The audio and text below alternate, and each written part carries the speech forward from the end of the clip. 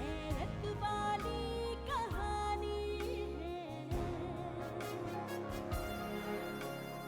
दो दिलों की दास्तां, फलक ज़मीं की है ज़बां, वो तो है ख्वाबों की परी।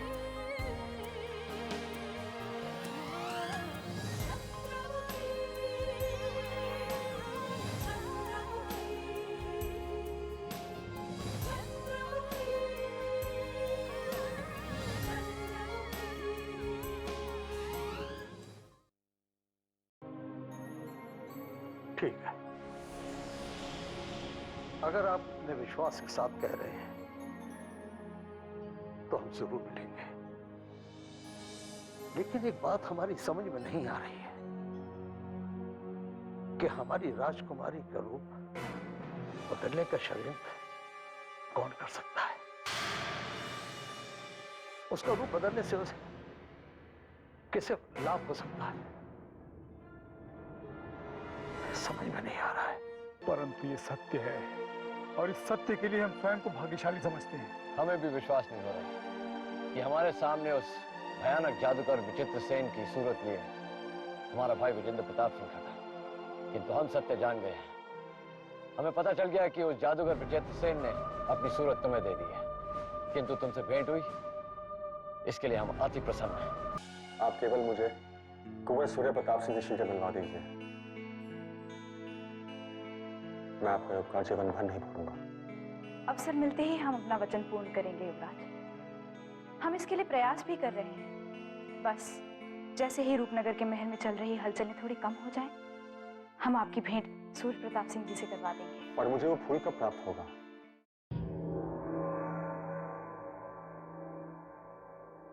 बस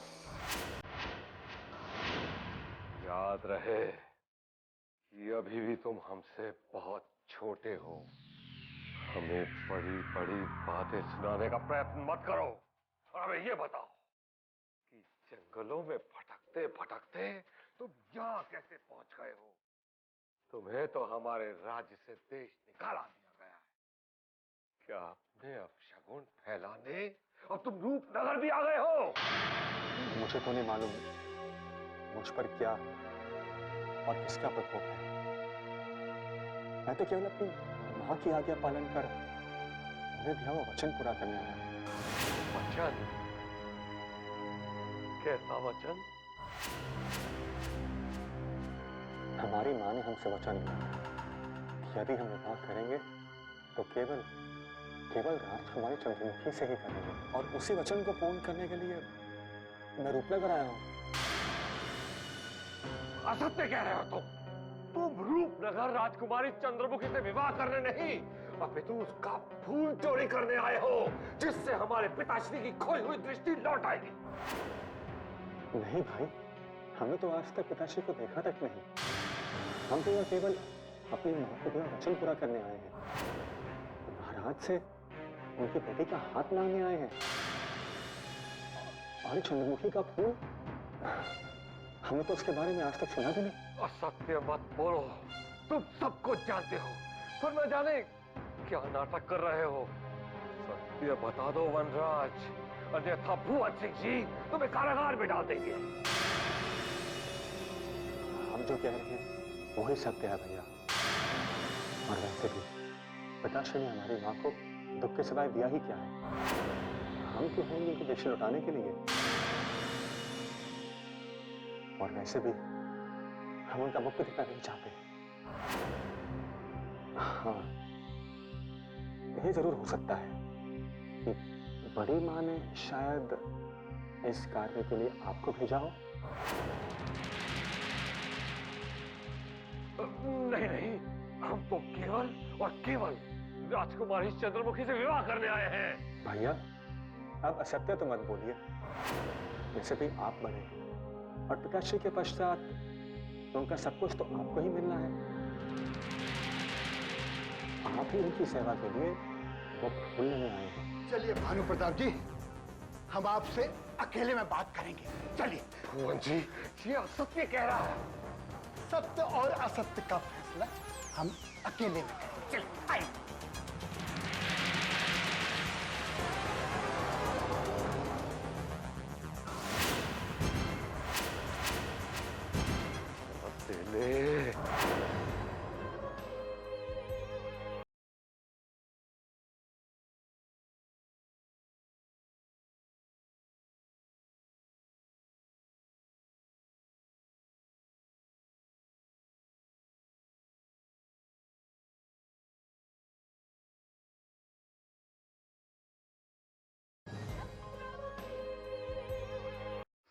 सौतेले।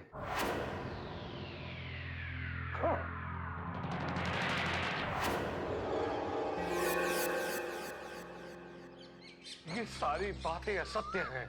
भुवन सिंह जी, आप हमारी बात पर विश्वास कीजिए। हमारा छोटा भाई तो बचपन से ही विश्वासघाती और जहरीला है। वो जन्म से दानव क्यों ना हो, हमें उससे इसका कोई लेना देना नहीं है। हम केवल इतना जानना चाहते हैं कि वनराज का रूपनगर आने का क्या उद्देश्य है।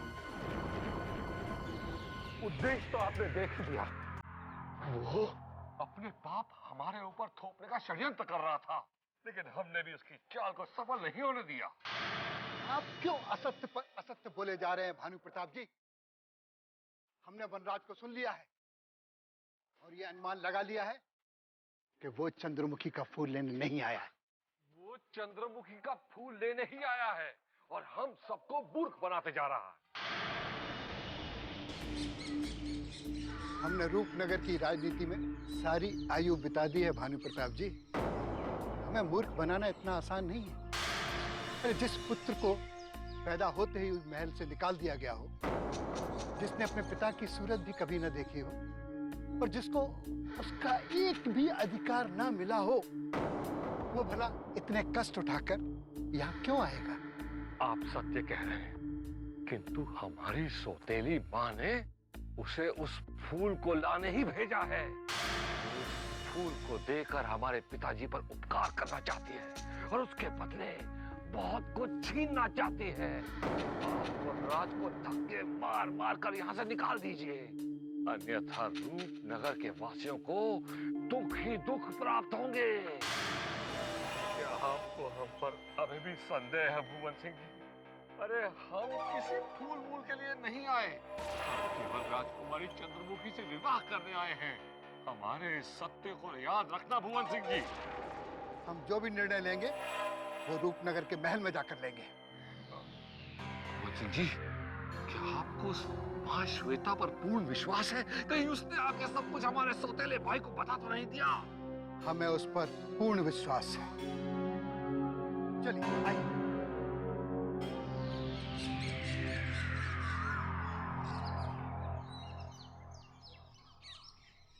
आइए बैठिए, चलिए आइए।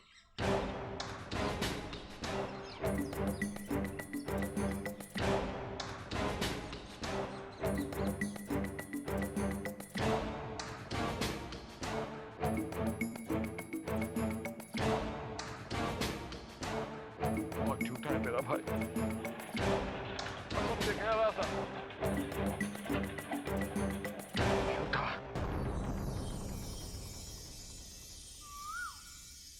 पता नहीं हमारी कुंडली कैसे पलट गई है।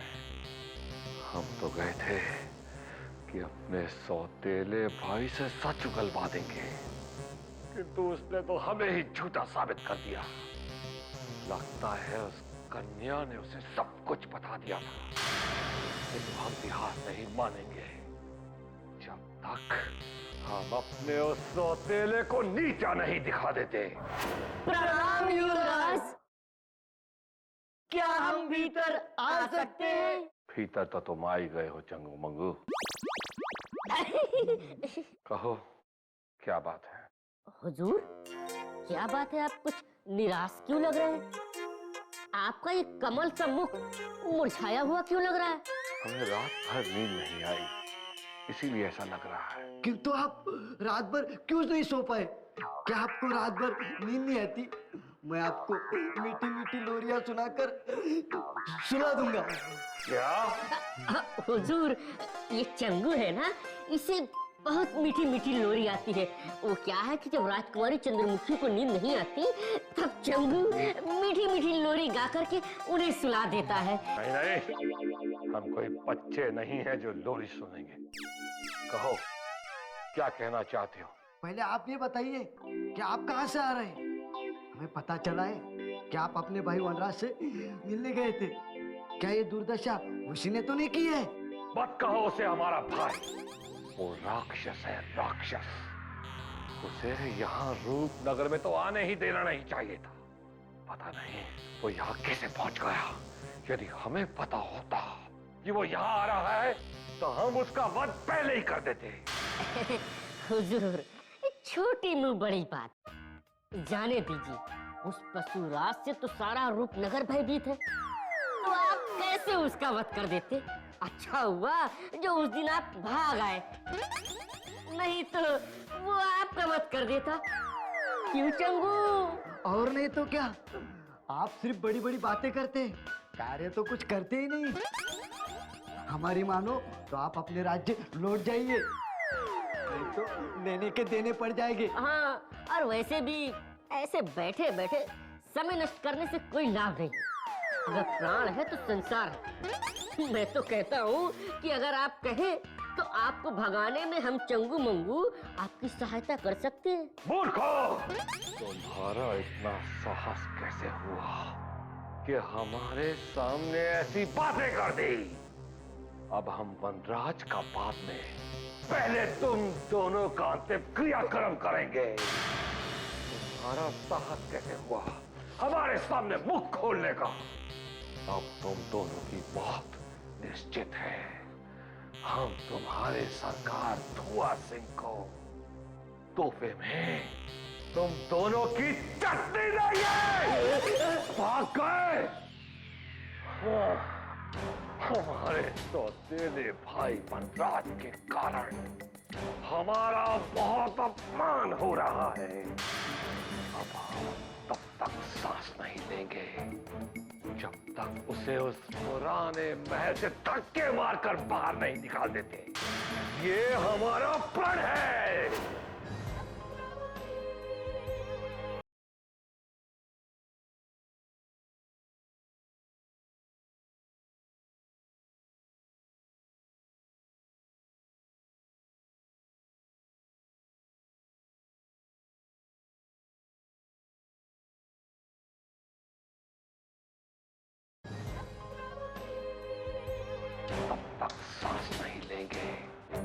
जब तक उसे उस पुराने महल से धक्के मारकर बाहर नहीं निकाल देते। ये हमारा प्रण है। क्या कुंवर भानु प्रताप सिंह अपनी पराजय का बदला मुझसे लेंगे? हाँ युवराज, जिस तरह आपने उसके सत्य को असत्य में बदल दिया, उससे बौखलाकर वो अवश्य ऐसा कोई ना कोई कदम उठाएंगे जो आपके लिए घातक सिद्ध हो सकता है। अब मुझे किसी का भय नहीं। जब मैं रूपनगर लाने से नहीं घबराया तो ऐसे भाई से क्या घबराऊंगा जो कभी अपने पिता का नहीं हो सका। अगर भानु प्रताप सिंह ने मेरे लक्ष्य में बाधा डालने की कोशिश की तो मैं ईंट से ईंट बजा दूंगा और आवश्यकता पड़ने पर उनका वध भी कर सकता हूँ। मैं जानती हूँ युवराज, यदि आप दोनों भाइयों में भिड़ंत हुई तो भानु प्रताप सिंह की हार निश्चित है। किंतु अगर आप उस महायुद्ध में उलझ गए तो आपको अलकापुरी जाने में देर हो जाएगी। इसलिए इस महायुद्ध से बचकर निकलने में ही लाभ है। चाहता तो मैं भी नहीं, किंतु मेरे भाई भानु प्रताप सिंह शायद नहीं चाहते कि मैं चंद्रमुखी के फूल को ले जाकर अपने अंतिम पिताश्री की दृष्टि वापस ले आऊं। इसलिए ऐसे पापी भाई का वध करना ही श्रेष्ठ है। क्रोध में अपना विवेक मत खोइए युवराज, अन्यथा आपका उद्देश्य अधूरा रह जाएगा। अब चाहे रूपनगर की समस्त सेना मुझ पर आक्रमण तो न कर दे, मैं पीछे नहीं हटूंगा। या तो मैं चंद्रमुखी के फूल को लेकर जाऊं और या मैं मृत्यु के गले का हार बन जाऊंगा। इससे पहले कि आप पर कोई भी संकट आए, मैं आपको राजकुमारी चंद्रमुखी का वो फूल देकर रूपनगर से विदा कर दूंगी, जिसकी खोज में आप यहाँ तक आए हैं। यदि ऐसा संभव हुआ तो मैं रूपनगर की सीमा में शक्लें छोड़कर चले जाऊंगा और फिर कभी नहीं लौटूंगा। अब बताओ, मुझे चंद्रमुखी के फूल के पास कब लेके जा रही हूँ? पता नहीं वो फूल राजकुमारी ने किस गुप्त स्थान पर छुपाया हुआ है। इस समय तो नहीं बता सकती, किंतु अति शीघ्र महाश्वेता राजकुमारी चंद्रमुखी का वो फूल आपके सामने प्रस्तुत कर दी। यदि नहीं कर सकी तो हम उस फूल को खुद खोज कर ले आएंगे, चाहे वो फूल चंद्रमुखी के प्राणों में ही क्यों न छुपा हो। नहीं, उस फूल को खोजना मेरा कार्य है। आप निश्चिंत होकर विश्राम कीजिए। मैं उस फूल को प्राप्त करने के लिए रूपनगर के महल की दीवारों में वायु की तरह प्रवेश कर जाऊंगी। हम पहले ही राजकुमारी चंद्रमुखी के लुप्त हो जाने से दुखी हैं। और अब हमें उस फूल की चिंता लग गई है जिसे राजकुमारी चंद्रमुखी अपने प्राणों से भी अधिक संभाल कर रखती थी। अरे हम तो ये भी नहीं जानते कि वो फूल राजकुमारी चंद्रमुखी ने कहाँ छुपा कर रखा है। प्रणाम भुवन सिंह जी। प्रणाम। आपने हमें याद किया भुवन सिंह जी। हाँ महामहिम राजवीर जी, हम आपकी ही प्रतीक्षा कर रहे थे। हम आपको एक ऐसा कार्य सौंपने जा रहे हैं जिसे आपके अलावा और कोई नहीं कर सकता, और हमें आशा ही नहीं अपनी पूर्ण विश्वास है कि आप हमारे विश्वास पर खरे उतरेंगे। अब ये बुड्ढा हमें क्या कार्य सौंपने वाला है? कहीं अगली अमावस की रात को उस भयानक पशुराज से भिड़ने के लिए पुराने महल तो नहीं भेजने वाला है? किस सोच में पड़ गए राजवीर जी? हमें आपसे अधिक बुद्धिमान और कोई नहीं लगा, इसलिए सारे मंत्रियों में से हमने आपको चुना है। बहुत बहुत धन्यवाद भुवन सिंह जी कि आपने हमें इस लायक समझा। आपके एक आदेश पर हम हमारा शीश कटवाने को तैयार हैं। अब आप आदेश दीजिए कि हमें क्या कार्य करना है। चंद्रमुखी का वो फूल कहाँ है ये तो हम भी नहीं जानते। कुसुमी बता सकती है। कुसुमी? क्योंकि उसने राजकुमारी चंद्रमुखी के साथ गुप्त महल में अधिक से अधिक समय बिताया है, जहाँ के उनका बचपन बीता है। कुसुमी उस मायावी फूल का पता बताएगी? हाँ, क्योंकि एक वही है जो राजकुमारी जी के अधिकतर रहस्य जानती है। किंतु तुम कुसुमी का नाम सुनकर चौंक क्यों गए? बात ही कुछ ऐसी है भुवन सिंह जी। अब हमारा उस कुसुमी पर भरोसा नहीं रहा। अब वो विश्वास पात्र नहीं रही। आपका कहना ठीक है, परंतु अब हमारे पास कोई रास्ता नहीं बचा है। साम दाम दंड भेद की नीति अपनाकर हमें चंद्रमुखी के उस फूल का पता लगाना है। कुसुमी जैसी घाघ महिला से हम उस फूल का रहस्य जानकर ही चैन से बैठेंगे। हमें आशीर्वाद दीजिए। हम चलते हैं।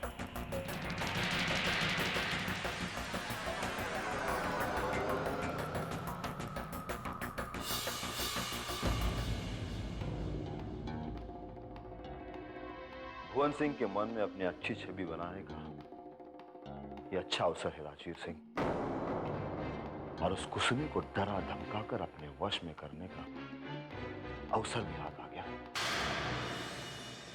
यदि वो ऊंचा उड़ान भरने का प्रयत्न करेगी तो हम एक झटके में उसके पर उतर डालेंगे, क्योंकि अब हमारे कंधों पर भुवन सिंह हाथ रख दिया है।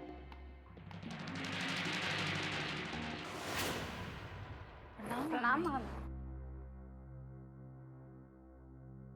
प्रसन्न रहो। राजकुमारी के बिना तुम्हें कोई कष्ट तो नहीं है ना? अब क्या कहे महामहिम, राजकुमारी जी के बिना तो हम जैसे अनाथ ही हो गए। ईश्वर करे कि राजकुमारी जी के विषय में जो भी सत्य है वो हमारे सामने आ जाए। नंदिनी ठीक कह रही है महामहिम, इतने बड़े महल में हम क्या करें? दिन भर हम लोग महल में इधर उधर घूमते रहते हैं और राजकुमारी जी को याद करके आंसू बहाते रहते हैं। अब हमारे होते हुए तुम दोनों किसी बात की चिंता मत करो नंदिनी कामिनी। राजकुमारी की अनुपस्थिति में हम तुम दोनों को कोई कष्ट होने नहीं देंगे। किंतु हमें उस कुसुमी पर बहुत क्रोध आ रहा है, जो राजकुमारी की अनुपस्थिति में प्रसन्न हो रही है। तुम दोनों और उसमें कितना अंतर है?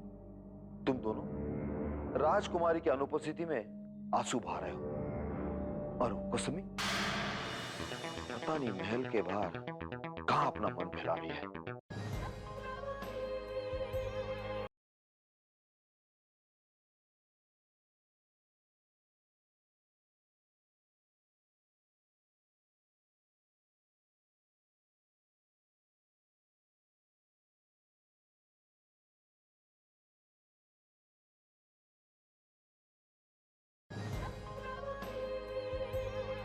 तुम दोनों और उसमें कितना अंतर है? तुम दोनों राजकुमारी की अनुपस्थिति में आंसू बहा रहे हो, और कुसुमी पता नहीं महल के बाहर कहां अपना मन फैला रही है। हुजूर, आजकल वो महल में रहती ही कहाँ है? उसे तो राजकुमारी जी की जैसे कोई चिंता ही नहीं हो, जबकि वो राजकुमारी जी की सबसे पुरानी सेविका है। जितनी पुरानी है उतने अधिक कपटी भी हैं। जाओ, तुम उसे ढूंढ कर ले आओ। हम उसे अभी सबक सिखाना चाहते हैं। कामिनी, भगवान के घर देर है, अंधेर नहीं। जो कुसुमी हमें सदा जलाया करती थी, अब उससे पता चलेगा कि इस महल में उसका क्या स्थान है। हाँ नंदिनी, उसके ताने सुन सुन के तो मेरे कान ही पक गए थे। अब देखो महामहिम के बुलावे पे कैसे भीगी बिल्ली की तरह आती है। पर हम उसे ढूंढेंगे कहाँ?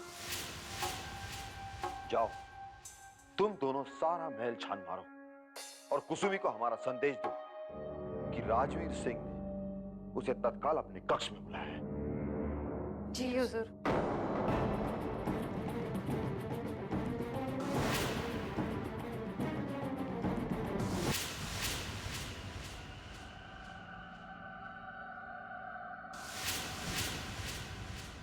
आपने मुझे बुलाया हुजूर?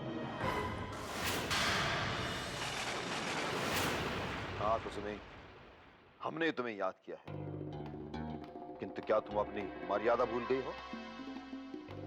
ना कोई अभिवादन, ना कोई प्रणाम। क्या इसी तरह किसी मंत्री के कक्ष में मूर्खों की तरह प्रवेश किया जाता है? भूल हो गई हुजूर, आपने अचानक बुला लिया, इसलिए मैं थोड़ा घबरा गई। हमारे बुलाने से नहीं, अभी तो अपनी चोरी पकड़ी जाने से तुम घबराई हुई हो। हम सब जानते हैं कि आजकल तुम क्या गुल खिला रही हो। हुजूर, ये आप क्या कह रहे हैं? मैं तो आजकल सारा दिन मंदिर में बैठे बैठे कीर्तन करती रहती हूँ और ये प्रार्थना करती हूँ कि भगवान जल्द से जल्द राजकुमारी जी का सत्य हम पर प्रदर्शित कर दे। हमसे चतुराई दिखाने का नाटक मत करो। हम सब जानते हैं तुम कहां जाकर क्या करती हो, किंतु हम बोलते नहीं। यदि हमारे आंखों में धूल झोंकने का प्रयत्न किया तो एक पशु की भांति मारी जाओगी। मेरा विश्वास कीजिए हुजूर, मैंने आपके साथ कभी कोई छल नहीं किया है। हमारे साथ तुम कोई छल कर भी नहीं सकती, क्योंकि हम नींद में भी हमारे नेत्र खुले रखते हैं। किंतु तुम राजकुमारी के साथ अवश्य कोई छल कर रही हो, इसीलिए सारा दिन तुम महल से बाहर रहती हो। अब सत्य बताओ, अभी तुम कहां से लौट कर आ रही हो? मैं आपसे असत्य बिल्कुल नहीं कहूंगी हुजूर। इस समय मैं अपनी बूढ़ी और अस्वस्थ माँ को देखकर ही लौट रही हूँ। फिर असत्य? हम जानते हैं कि तुम अभी अपनी माँ से नहीं, अभी तो उस विचित्र सेन को मिलकर आई हो जो रूपनगर के जंगलों में छिपा बैठा है। कहो, सत्य है या असत्य? यदि तुमने हमसे मक्कारी की तो हम तुम्हें इस महल से धक्के मारकर भगा देंगे। अब मैं आपको कैसे यकीन दिलाऊं कि मैं जादूगर से नहीं बल्कि अपनी माँ से मिलके आ रही हूँ? इसका निर्णय हम बाद में लेंगे। अब शीघ्र बताओ कि चंद्रमुखी का वो फूल कहां छिपा है जो राजकुमारी ने पुराने महल में छिपाया है। और हम जानते हैं कि उनके पश्चात केवल तुम ही जानती हो कि वो फूल कहां छिपा है। ये पाखंडी उस फूल के बारे में क्यों जानना चाहता है? चाहे मेरे प्राण भी क्यों ना चले जाएं, किंतु मैं उसका नाम भी नहीं लूंगी जिसके विषय में मैं स्वयं नहीं जानती। क्या सोच रही हो? शीघ्र बताओ, वो फूल कहाँ है? भुवन सिंह जी ने उस फूल के बारे में जानकारी मांगी है। यदि नहीं बताओगे तो अपनी जान से हाथ धोना पड़ सकता है। हुजूर, मैं कुछ नहीं जानती। उस पुष्प के विषय में राजकुमारी चंद्रमुखी जी के सिवा और कोई नहीं जानता। फिर असत्य। तुमने राजकुमारी के साथ वर्षों बिताए हैं, सब जानते हुए भी ना जानने का नाटक कर रही हो तुम। लगता है यमराज की दृष्टि तुम पर पड़ने वाली है। हम भुवन सिंह जी से कह देंगे कि तुम्हारा अंतिम समय आ गया है। जाओ, अपनी बूढ़ी माँ से कहो कि उसके साथ साथ तुम्हारी चिता जलाने के लिए सूखी लकड़ियों का प्रबंध करें। नहीं हुजूर, ऐसा मत कहिए हुजूर। मैं कुछ नहीं जानती हुजूर, मैं कुछ नहीं जानती। हम भी कुछ नहीं जानते। हम बस इतना जानते हैं कि तुम हमें उस फूल के विषय में जानकारी दोगे। हमारा बहुमूल्य समय नष्ट मत करो। अब चलो, जाओ यहां से। जी हुजूर।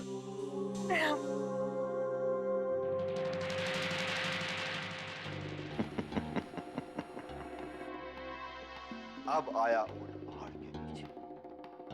अब हमारी पांचों उंगलियां घी में और शत्रु का सर कढ़ाई में।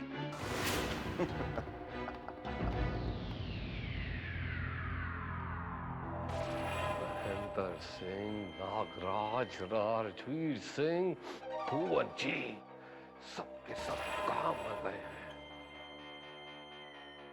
ये हमारे सौतेले भाई ने तो सब खेल बिगाड़ दिया। राजकुमारी चंद्रमुखी तो क्या, उसके सारे अधिकारी भी हमसे मिलने के लिए समय नहीं निकाल पा रहे।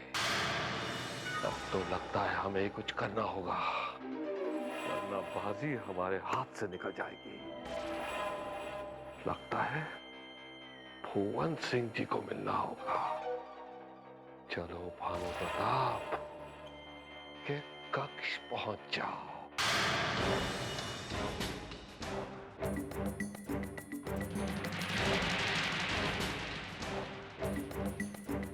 प्रणाम भुवन सिंह। प्रणाम। क्या बात है, आज आप भी हमारी तरह बहुत दुखी दिखाई दे रहे हैं। आपका स्वास्थ्य तो ठीक है? हमारा स्वास्थ्य तो ठीक है, परंतु एक चिंता हमें खाए जा रही है और हम अभी तक उसका कोई उपाय ही नहीं खोज पाए।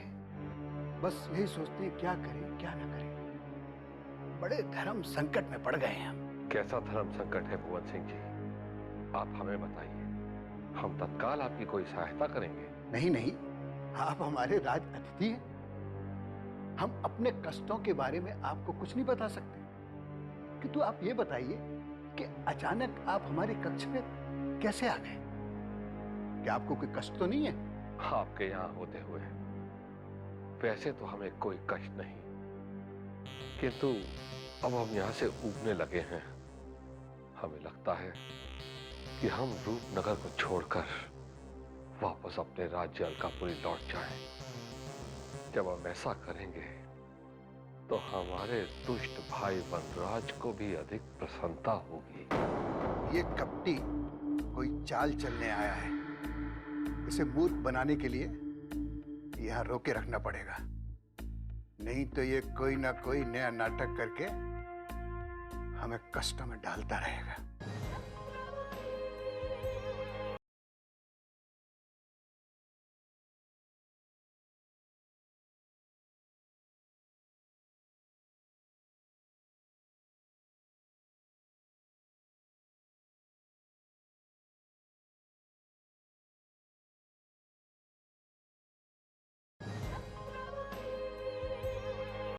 ये कपटी कोई चाल चलने आया है। इसे मूर्ख बनाने के लिए यहाँ रोके रखना पड़ेगा, नहीं तो ये कोई ना कोई नया नाटक करके हमें कष्टों में डालता रहेगा। क्या बात है भुवन सिंह जी, आजकल आप सोचने बहुत लगे। लगता है आप भी हमारे पिताश्री की तरह वृद्ध हो गए। काश हमारा विवाह राजकुमारी चंद्रमुखी के साथ हुआ होता, तब आपको चिंता करने की कोई आवश्यकता नहीं थी, क्योंकि हम आपके अंतिम सांस तक आपकी सेवा करते हैं। आप कितने संस्कारी और दयालु आत्मा के मनुष्य हैं भानु प्रताप जी, किंतु आप अपने पिताश्री के बारे में क्यों नहीं सोचते, जो बेचारे अंधे और अस्वस्थ हैं, और फिर अचानक आप हमसे इतना प्रेम क्यों करने लगे? क्योंकि आप भी हमारे पिताश्री की तरह ही दिखते हैं। जब हमने पहली बार आपका सुंदर मुख देखा था तो हम तो चौंक गए थे। अच्छा अच्छा अच्छा, किंतु आप ये बताइए कि आप अचानक वापस जाने के बारे में कैसे सोचने लगे, और आपके चले जाने से आपके भाई वनराज को क्यों प्रसन्नता होगी? क्योंकि हमारा सौतेला भाई वनराज ये नहीं चाहता कि हम आपके अतिथि बनकर यहाँ रहें। वैसे भी उसने आपके 2 सैनिकों को मारकर जो अधर्म किया है, उससे हम बहुत लज्जित हो गए हैं। अब हम कभी भी महाराज और राजकुमारी चंद्रमुखी से नेत्र मिलाने के योग्य नहीं रहे। इसीलिए हम रूपनगर को छोड़कर वापस लौटना चाहते हैं। अरे इसमें आपका कोई दोष नहीं, आप अपने आप को मत कोसिए। अरे आप महल से जाने की बात सोचिए भी मत। देखिए, अगर आप चले गए तो चंद्रमुखी का क्या होगा? हाँ? अरे हमारे अतिथि युवराजों में आप ही हमें सबसे अधिक सुंदर और बलवान लगे। क्या बात है। आप हमें छोड़ के मत जाइए बस। यदि आपको हमारे जाने से इतना दुख हो रहा है तो हम इतने निर्दयी नहीं हैं कि चले जाएं। अब हम पूजनीय महाराज के चरणों को छू कर ही यहां से जाएंगे, किंतु आप हमारी एक बात का ध्यान रखें कि हमारे सौतेले भाई को कोई भी ज्यादा मुंह न लगाए। आप इस बात की चिंता मत कीजिए युवराज। आप अपने कक्ष में जाकर विश्राम कीजिए, तब तक हम इस समस्या पर विचार करेंगे। अच्छा, जैसी आपकी आज्ञा, किंतु हमारे पीछे महाराज को समझा देना कि हम दोनों भाइयों में कौन राम और कौन रावण है। प्रणाम। प्रणाम। ये धूर्त युवराज अवश्य षड्यंत्रकारी लगता है। देखते हैं महल में अब क्या नई हलचल मचती है।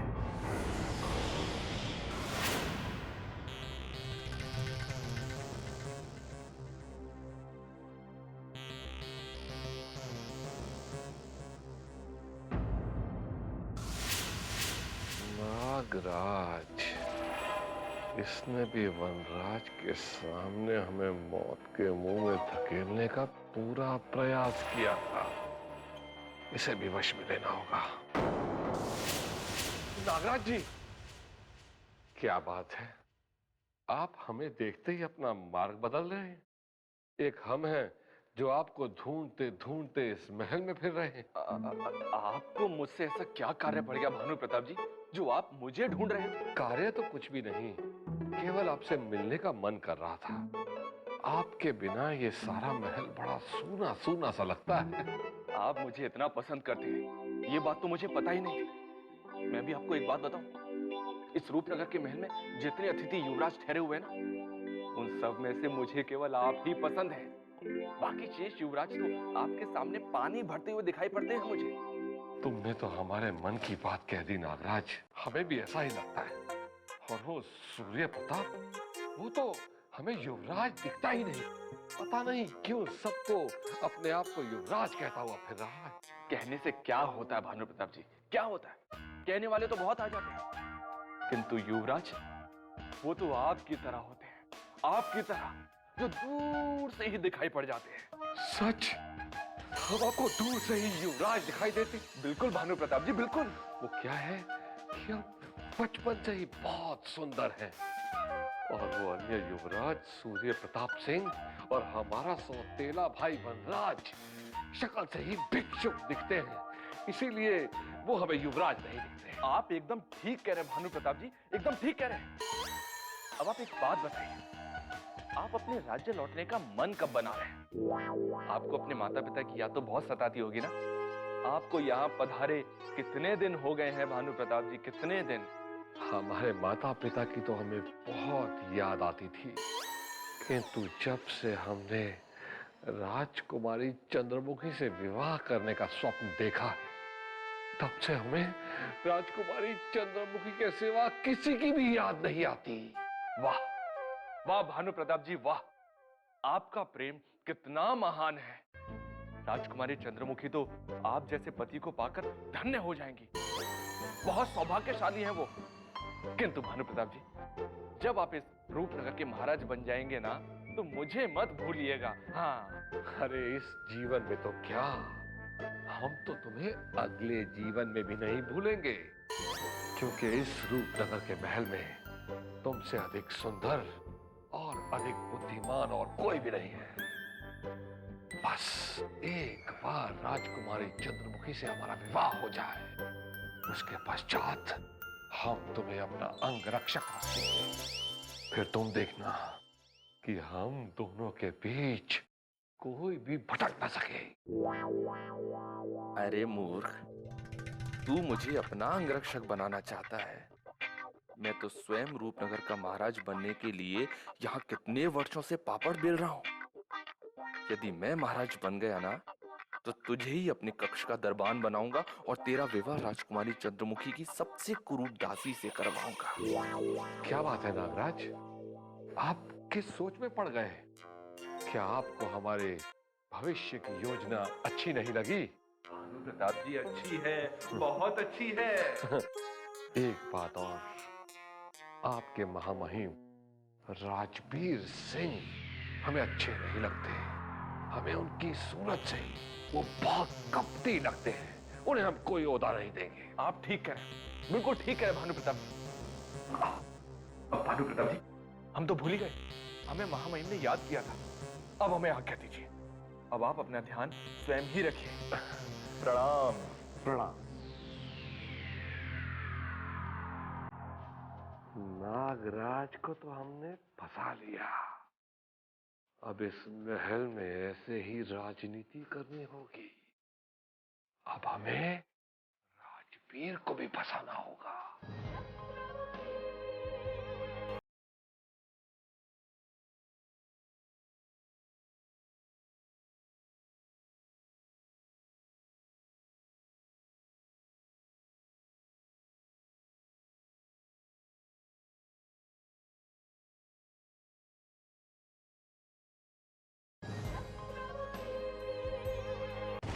नागराज को तो हमने फंसा लिया। अब इस महल में ऐसे ही राजनीति करनी होगी। अब हमें राजवीर को भी फंसाना होगा। फिर तो हमारी चांदी ही चांदी है।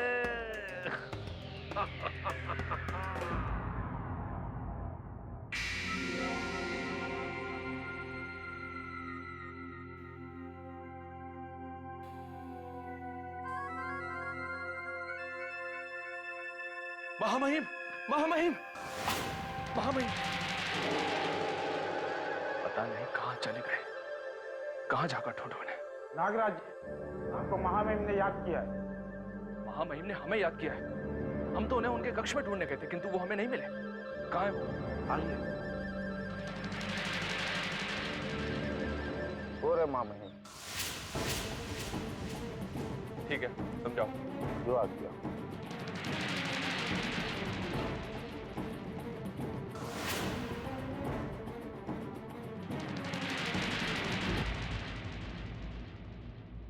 प्रणाम। आपने मुझे याद किया महामहिम? हाँ, याद किया। आजकल तुम्हारे बहुत पर निकलने लगे हैं। तुम हमारा ध्यान नहीं, अभी तो उन अतिथि युवराजों का ध्यान रखने लगे हो, जो तुम्हारे कोई काम नहीं आएंगे। ये आप क्या कह रहे हैं महामहिम? ये आप क्या कह रहे हैं? मैं तो स्वप्न में भी आपके ही गुणगान करता रहता हूँ। फिर ये आपसे किसने कह दिया कि मैं किसी अतिथि युवराज का विशेष ध्यान रखने लगा हूँ? महामहिम, अवश्य ही हमारे किसी शत्रु ने आपके कान भरे, अन्यथा आप इस प्रकार मेरी स्वामी भक्ति पर संदेह नहीं करते। नागराज, अब हमसे अधिक बात मत करो।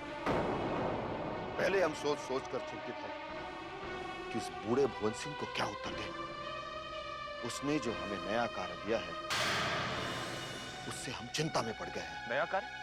उस बूढ़े भुवन सिंह ने अब और क्या नया कार्य सौंप दिया महामहिम? ये बूढ़ा भुवन सिंह हमारा पीछा नहीं छोड़ेगा। अब शीघ्र मुझे बताइए कि वो नया कार्य क्या है? कार्य तो उसने हमें अच्छा ही दिया है। यदि हम उस कार्य को पूर्ण कर गए, तो हमारे समस्त बुरे दिन समाप्त हो जाएंगे। तो बताइए, क्या कार्य सौंपा उसने?